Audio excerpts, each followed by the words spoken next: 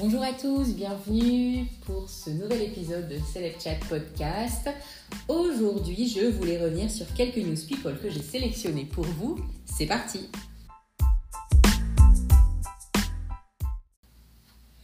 Alors, Taylor Swift est en tournée. C'est pas une chanteuse que j'écoute habituellement, mais c'est vrai que dernièrement, elle sort fréquemment sur mon feed Instagram et je me suis un peu intéressée au personnage. Je la trouve fascinante, cette jeune fille en fait, très forte de caractère alors qu'elle semble toujours très fleur bleue. On voit que à travers les années, elle a vachement évolué et elle était quand même super forte le jour où elle a supporté l'humiliation que Kanye West lui avait fait subir sur scène. Je ne sais pas si vous vous souvenez, elle avait gagné un prix, je ne sais plus lequel. Et Kanye West est monté sur scène, lui a pris le prix des mains et a dit... il n'a pas été méchant, insultant, mais il a quand même humilié en disant « Mais c'est pas toi qui aurais dû avoir le prix, c'est Beyoncé. » Alors même Beyoncé, elle savait plus où se mettre. Et puis elle, en fait, elle est restée stoïque. Et on voyait qu'elle était très gênée, mais elle est tellement belle, en fait, que... je pense que tout le monde était derrière elle et ouais, au fil du temps, je la trouve toujours aussi classe. Et puis même dans ses chansons... j'ai pas peur que ma fille écoute du Taylor Swift, par exemple. Elle est en tournée. Elle est en tournée mondiale en ce moment. Et ça s'est pas très bien passé au Brésil dernièrement. Alors, il faisait super chaud. Et l'organisation, c'est pas très bien passé. Des fans racontaient qu'ils n'avaient pas le droit de ramener des bouteilles d'eau de l'extérieur et étaient obligés d'acheter les bouteilles qui étaient en vente au niveau des fan zones. Bien sûr, ça coûtait très très cher. Le Brésil n'est pas un pays forcément riche. Et au fur et à mesure, en fait, les gens tombaient dans les pommes et une jeune fille est décédée. Elle était avec sa maman lors de ce concert. Elle est décédée juste avant le concert. Et en fait, ce qui m'a choquée a été la suite des événements. Donc cette jeune fan qui était au concert avec sa maman est décédée et le corps n'a pu être récupéré par la famille que bien longtemps après, parce qu'en fait la famille n'avait pas forcément les moyens de rapatrier le corps jusque chez eux. C'est pas très loin, c'est au Brésil, mais ils vivaient pas dans la capitale. Taylor Swift, elle a reçu la famille quelques temps après, mais c'est tout en fait. La maman est venue voir Taylor Swift, elle n'est pas restée tout le concert, elle est juste restée quelques chansons pour dire de rendre hommage à sa fille. Mais Taylor Swift n'a rien fait d'autre. Alors je dis pas que parce que Taylor Swift est multimillionnaire, elle doit subvenir aux besoins de tout le monde, mais un petit geste quoi. Ça doit être un gros investissement pour une famille brésilienne que de payer 2 billets comme ça pour un concert, sans compter de prendre à boire à la fan zone ou à manger, faire toute cette route. J'étais un petit peu choquée quand même. Il y avait Ariana Grande qui avait fait un concert, je ne sais pas si vous vous souvenez, en Angleterre. Il y avait eu un attentat et je pense, si mes souvenirs sont bons, que c'est elle qui avait payé les obsèques de toutes les victimes. Elle a même refait un concert juste après pour lever des fonds pour les victimes. Enfin bref, ouais. Alors peut-être qu'elle a fait des choses qui n'ont pas été rendues publiques, Taylor Swift, mais la maman, je pense qu'elle s'est exprimée et rien n'a été fait. Voilà, juste, j'ai pas trouvé que c'était une good news, quoi. Enfin bref, est-ce que vous vous souvenez de Felicity Huffman, l'actrice qui avait joué Lynette dans les Desperate Housewives? On va l'appeler Lynette, je trouve que ça lui va bien.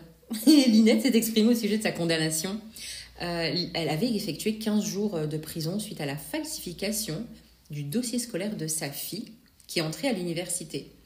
Alors, une chose qui se fait beaucoup aux États-Unis, avant de rentrer à la fac, les parents payent un coach à leurs enfants.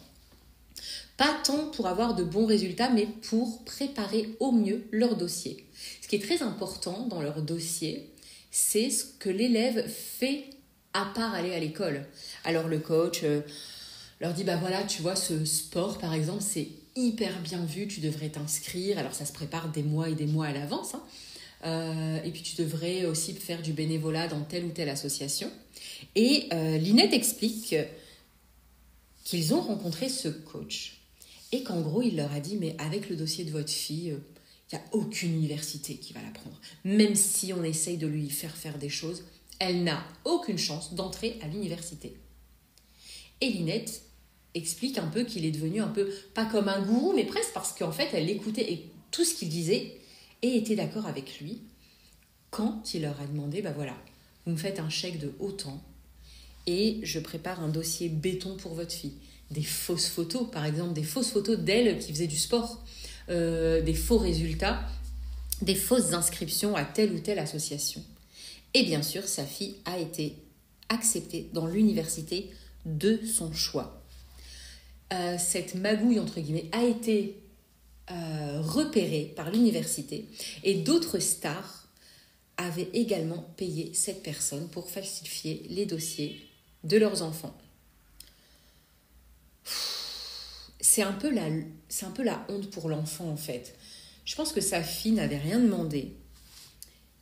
Et entrer à l'université de cette façon et de devoir affronter le regard de tous ceux qui sont rentrés en bossant comme des malades, ça doit pas être facile.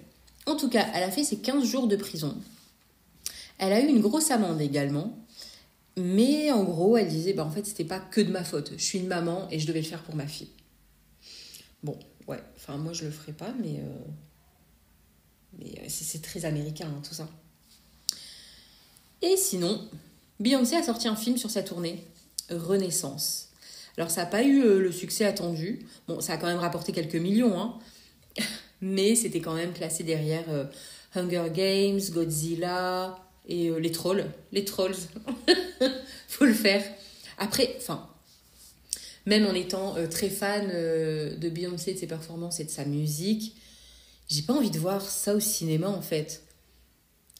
Pour moi, ce type de choses, c'est plus à regarder entre copines, à la maison, soirée pyjama, et en chantant et en dansant un peu comme des folles, non?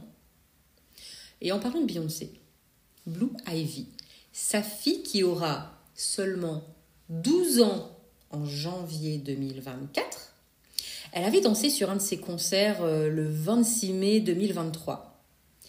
Et elle s'était pris des critiques, mais tellement mauvaises. Les gens étaient très mauvais, vraiment. Ils ont critiqué cette gamine comme si c'était une danseuse professionnelle. Et puis le 1er octobre, donc à peine plus de 4 mois après, Blue Ivy est remontée sur scène avec sa mère à Kansas City. Et elle a assuré. Elle a dansé comme une pro. Ses gestes étaient hyper précis, elle a donné une énergie incroyable. Et en fait, elle semblait pas du tout impressionnée par la foule.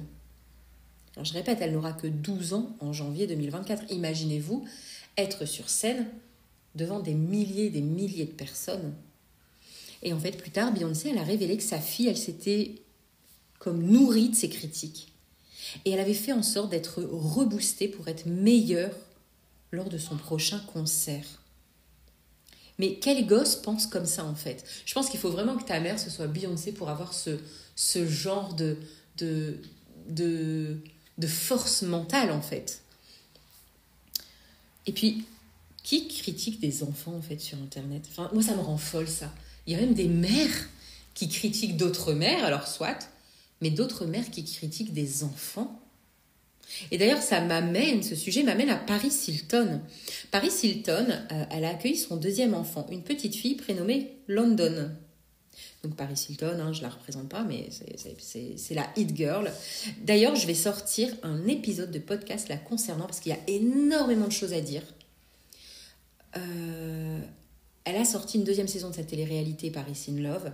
Et en fait, je vais revenir un petit peu sur sa vie, sa carrière, mais surtout ses dernières révélations dans son livre. Et dans sa télé-réalité, justement, elle revient dessus. Je vous conseille d'aller l'écouter dès qu'il sera en ligne parce que je pense que vous allez être très étonnés de ce que cette fille a vraiment vécu dans sa vie. Et croyez-moi, elle n'est pas si bête qu'elle en a l'air. Donc je disais donc, Paris et son mari ont accueilli leur 2e enfant, une petite fille qui s'appelle London. Elle l'avait annoncé le jour de Thanksgiving sur son Instagram. Mais ce qui m'a choquée, c'est la tonne de critiques qu'elle a reçues lorsqu'elle a montré pour la première fois son fils Phoenix en photo. Les gens ont critiqué le physique de son bébé. Enfin, c'est hyper violent. Genre, il a une grosse tête, tu devrais lui mettre des chapeaux, etc. Et le pire, c'est que je pense qu'elle a vraiment été blessée parce qu'elle n'arrête pas de lui mettre des bonnets et des chapeaux au gamin. Mais un bébé, vous imaginez la violence des propos, la violence d'Internet. Enfin bref, et il est tellement mignon. Je voulais également parler de North West, la fille de Kim Kardashian et Kanye West, et de Penelope Disick, la fille de Kourtney Kardashian et Scott Disick. Ces petites, elles sont fascinantes par leur caractère. En fait, elles dénotent complètement avec l'attitude de leur mère. Il y a un épisode des Kardashian où Kim Kardashian, elle essaye d'apprendre à sa fille à se retenir de dire certaines choses, genre tu peux pas blesser les gens comme ça avec tes paroles. Et en fait, non, elle en fait qu'à sa tête et elle balance à tout va. Tout ce qui lui vient par la tête, elle le balance. Elle est hilarante, vraiment. Tandis que Pénélope, elle est très discrète. C'est fascinant, en fait. En fait, je l'imagine bien plus tard avoir une vie tout à fait normale, entre guillemets. Genre aller à la fac, vivre sa vie d'étudiante. Je pense que ça va être très intéressant pour les fans de célébrités de suivre leur évolution. Je voulais vous parler aussi de Kate Middleton et du prince William. Ils ont posté, à mon avis, leur chargé de communication a posté sur leur Instagram leur carte de Noël de cette année. Donc c'est une photo du couple accompagné de leurs 3 enfants. Comment vous dire ? Je comprends pas le choix de coiffure de Kate en fait. Elle a de magnifiques cheveux, une superbe couleur, mais elle a ces 2 mèches de devant hyper rondulées le long de son visage. Ça la vieillit tellement.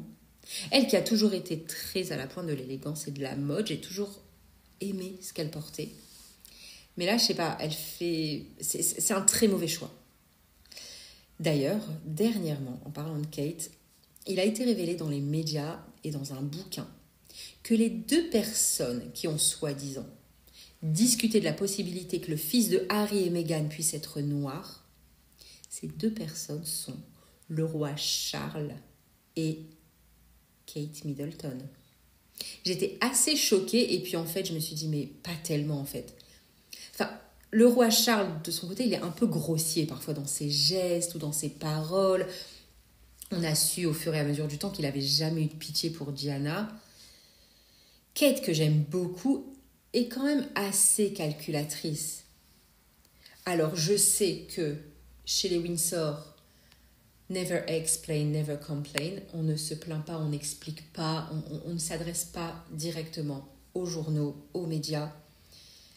Mais dernièrement, ils l'ont quand même fait. Ils ont quand même contredit certaines choses qui avaient été dites pour se protéger. Et elle n'a jamais contredit les médias qui disaient que Meghan l'avait fait pleurer. C'est elle qui avait fait pleurer Meghan. Et en fait, elle a laissé les médias dire le contraire. Et elle a laissé les médias lui laisser le bon rôle. Elles sont quand même belles sœurs. C'est moche. Je pense que dès l'arrivée de Meghan, il y a une sorte de jalousie. Et surtout la peur qu'elle lui vole la vedette. Vous me direz ce que vous en pensez. Pour finir, revenons quelques minutes sur Puff Daddy. Vous avez sûrement entendu que son ex, Cassie, la chanteuse américaine, qui était en couple avec lui, avait porté plainte. Elle l'accuse de l'avoir forcé à avoir des relations avec des hommes prostitués pendant que lui filmait. Elle l'accuse de l'avoir maltraité et bien plus encore, je vous laisse imaginer. Un communiqué avait été fait de la part du représentant du chanteur qui disait qu'il niait toutes ces allégations, blablabla. Sauf que depuis, d'autres femmes ont porté plainte contre lui pour les mêmes faits. Le chanteur, il est sorti de son silence avec un post Instagram niant tous les faits. Sauf que depuis, il y a beaucoup de vidéos qui circulent, des anciennes vidéos. On peut y voir Usher, qui était très jeune à l'époque, qui était très mal à l'aise, Puff Daddy faisait des allusions à eux dormant dans le même lit. Il faisait beaucoup de lapsus révélateurs et on voit un Usher un peu bloqué, un peu choqué, peut-être aliéné par Puff Daddy. Et puis, on voit aussi Justin Bieber. Justin Bieber, à un moment donné, il avait vécu chez Puff Daddy pour lancer sa carrière. Alors, je ne sais pas quel genre de parent laisse son enfant mineur comme ça chez une star. Juste parce que c'est une star, en fait, vous lui faites confiance. Et on le voit aussi très gêné, très gêné. Au fil des années, 50 Cent, il avait déjà sorti quelques blagues sur les penchants de Puff Daddy.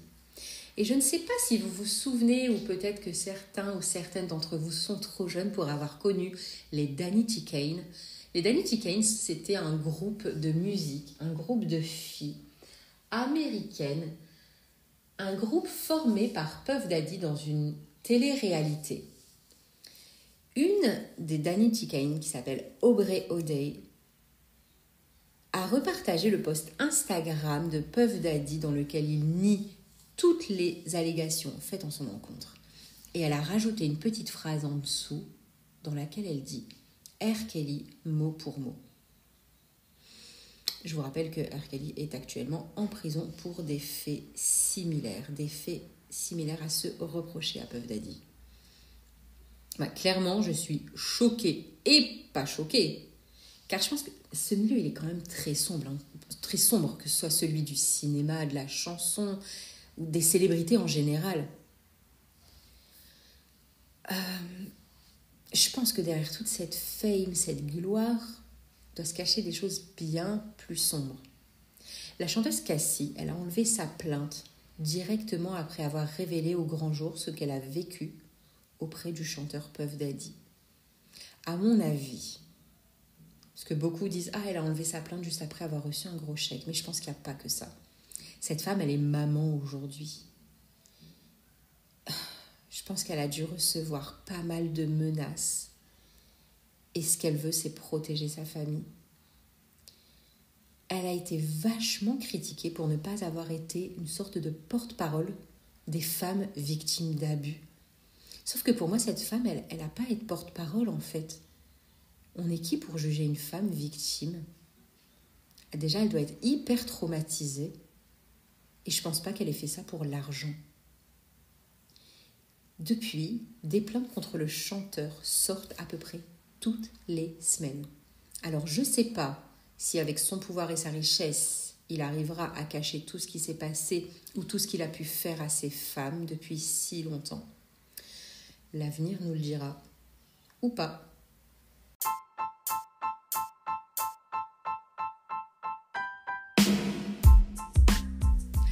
Voilà, c'est fini pour aujourd'hui.